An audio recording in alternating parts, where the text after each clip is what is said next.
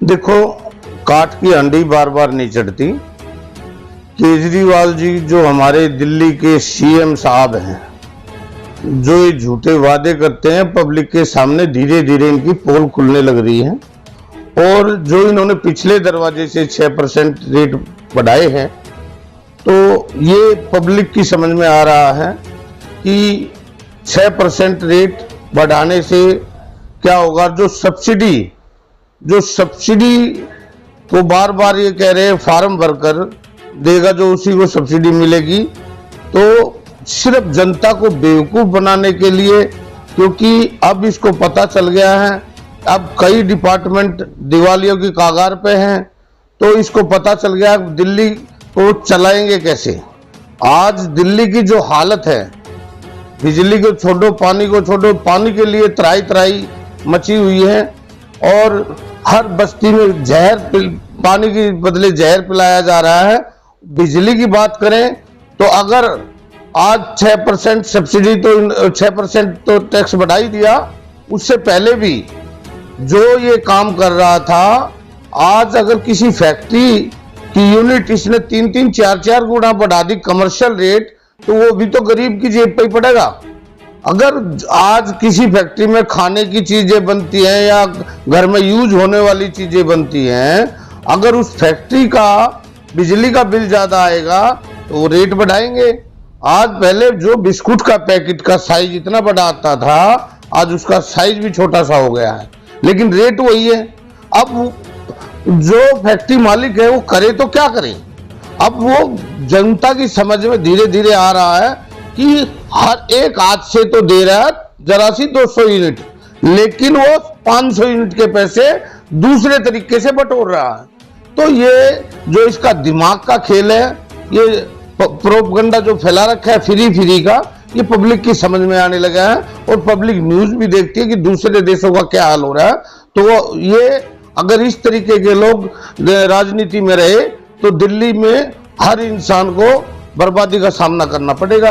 दिल्ली में नहीं, पूरे देश में अगर ये सिचुएशन होगी तो आने वाली सिचुएशन बहुत गंभीर है।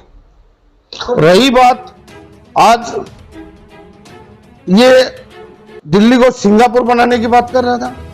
अरे नोएडा चले जाओ, मेरठ चले जाओ, गाजियाबाद चले जाओ, कुंडली चले जाओ, गुड़गांव चले जाओ, दिल्ली से निकलकर किसी भी साइड में अगर आप चाहोगे तो रोड, इतनी अच्छी रोडें हैं, इतनी अच्छी सड़कें हैं कि गिलास भी अगर आप बोनट पर पानी का गिलास भी रख दोगे तो पानी नहीं खिंडेगा। लेकिन दिल्ली में जो हालात है, गड्ढे कितने हैं, दिल्ली चारों तरफ से खोद के घेर दी है, सीवर के नाम पर घोटाला किया हुआ है, दिल्ली में चारों तरफ पानी का जल भरा हुआ है। एक बारिश से दिल्ली सिंगापुर तो नहीं बन सकती, दिल्ली समुद्र जरूर बन जाती है।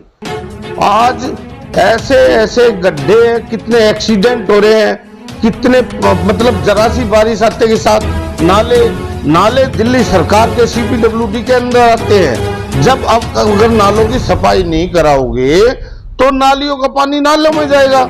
जब नाले फुल होकर चलेंगे तो बैक मारेंगी, और बैक मारेंगी तो कॉलोनियों में पानी भरेगा, सड़कों पे पानी भरेगा, वो पानी जाएगा कहाँ। तो इसको, ये जो दिल्ली का बेवकूफ बना रहा है, तो इसको पब्लिक को समझ में आना चाहिए, हर जनमानस की समझ में आना चाहिए कि ऐसे आदमी के हाथ में अगर हमने बागडोर दी तो दिल्ली को सिंगापुर नहीं समुद्र बना देगा, केमिकल का समुद्र बना देगा। उस पे आप क्या कहना चाहते? भाई, आज कांग्रेस के राज में, शीला दीक्षित के राज में दिल्ली में 7000 बसें थी, आज कितनी बसें हैं? कुल 3300 बसें हैं। और वो भी अगर मोदी जी ने 150 बसें अभी दिल्ली सरकार को दी है तो इतना नौटंकीबाज है पब्लिक। हमारी दिल्ली की जनता भोली है और भोलेपन का ये फायदा भरपूर उठाना जानता है। अपने पोस्टर, अपना नाम, अपनी पब्लिसिटी करने के लिए चाहे दिल्ली की जनता भूखी मरे, लेकिन इसको अपनी पब्लिसिटी चाहिए। केंद्र सरकार ने 150 बसें दी, मोदी जी ने भी 150 बसें दी, लेकिन इसने किसी भी आदमी ने, इसके आम आदमी पार्टी के किसी भी आदमी ने मोदी जी का धन्यवाद नहीं दिया, केंद्र सरकार का धन्यवाद नहीं दिया। और अपनी पब्लिसिटी करने के लिए इश्तिहार और पोस्टरों में बैनर होर्डिंग के जरिए अपने पब्लिसिटी अपनी कर रहा है। और केंद्र सरकार के जो बसें 150 बसें दी, उनका मोदी सरकार को कोई धन्यवाद तक नहीं दिया। जो महादेव के भगत हैं, मैं सभी को तहे दिल से नमस्कार करता हूं पहले। और कावड़ वालों के ऊपर मांस फेंक रहे हैं, अगर किसी का मुखिया मजबूत हो तो वहां ऐसी घिनौनी हरकत हो नहीं सकती। जब हरिद्वार से, गंगोत्री से दिल्ली तक आदमी आता है तो वहां पर ऐशो आराम और कावड़ियों के लिए सेवा और पूरा स्टाफ, पूरा प्रशासन और जिस तरीके से वहां की जनता, वहां के लोग सपोर्ट कर रहे हैं। और यहाँ दिल्ली में आते के साथ क्या हो जाता है, क्योंकि दिल्ली में एक जो देश का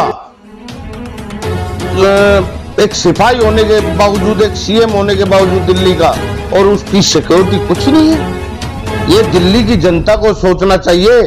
ये तो पहले से ही दिल्ली की जनता आवाज उठा रही है कि मस्जिदों में तो सैलरी दी जाती है। अगर सैलरी देने वाले और सैलरी देने वालों का आशीर्वाद उनके ऊपर होगा तो मास्क भी फेंका जाएगा। लेकिन उन मास्क फेंकने वाले से हम ये कह देना चाहते हैं कि मास्क फेंकने से आपका कुछ नहीं बिगड़ेगा, लेकिन जिस दिन जिनके ऊपर भोले जी की नजर पड़ेगी तो फिर बचाने वाला कोई भी नहीं मिलेगा। देखो, हमने वाल्मीकि मेला कोरोना में एक बार रोका था, लेकिन दूसरे साल हमने 5 अशोका रोड पे वाल्मीकि मेला, वो छोटी जगह थी, तो जैसे हम तो सरकार के साथ मिलकर चलने वाले हैं, तो जैसे गाइडलाइंस के हिसाब से जो जितनी जनसंख्या के आधार पर हमने 5 अशोका रोड पे हमने वाल्मीकि मेले का आयोजन किया था। और बहुत ही अच्छा प्रोग्राम रहा। और भगवान वाल्मीकि मेला तो सब लोगों को मनाना चाहिए, क्योंकि भगवान वाल्मीकि जी वाल्मीकि समाज के ही नहीं, पूरे सभी विश्व के सृष्टि विजेता भगवान वाल्मीकि जी है। और श्री राम जी और हनुमान जी, हमारे परशुराम जी, अगर आज हम सब के जन्म उत्सव मनाते हैं तो वाल्मीकि भगवान का जन्म उत्सव हमने सबने मिलकर मनाना चाहिए। क्योंकि भगवान वाल्मीकि जी ना होते तो आज रामायण कहाँ होती, तो राम जी कहाँ होते। वहीं पर हमारी रामलीला की मीटिंग तो हुई है, लेकिन वाल्मीकि जो कार्यकारिणी मेले की कार्यकारिणी है उस पर हम अभी बैठक करेंगे। और जैसे ही सब लोगों का सुझाव होगा कोई डेट फाइनल कर देंगे। मेला तो मनता है, और भगवान वाल्मीकि जी का आशीर्वाद रहेगा, मनता रहेगा।